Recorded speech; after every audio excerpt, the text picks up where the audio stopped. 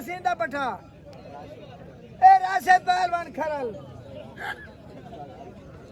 پٹھا تا مندار بھی دا کجے ڈھالے چار باندے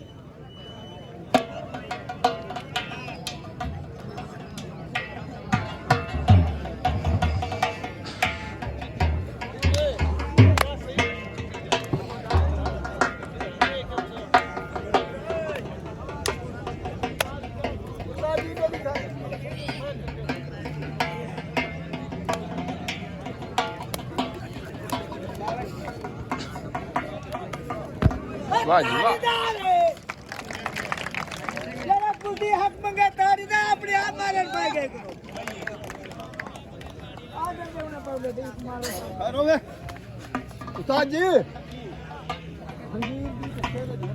چلتے چھڑا پہلوان بنوٹ جاگیر پہلوان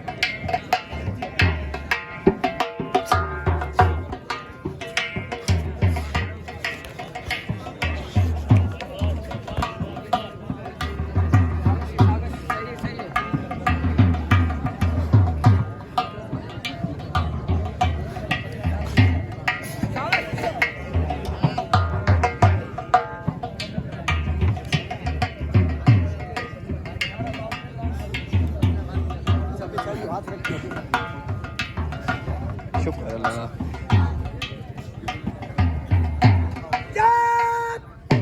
پوچھا ٹھیک سے میں تاڑی دمار ہو جا مطلب چھوڑ گیا ٹھیک ہے اور تو کرتے ہیں پیڑ آج دوسری پیڑ چھوٹا ہے بھائی دیکھ نہیں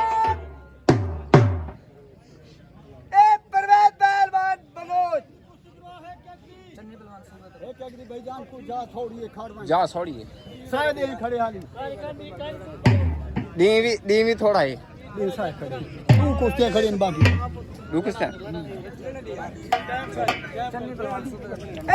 پہلوان صوبے دا بچے نے پاپ گئے بات ٹھیک ہے کیا بات ہے آواز کیا کی ہوئی تیاری کرتے ہیں تگڑے ہاتھ کچھ مگے پاکستان میں تگڑے کھڑو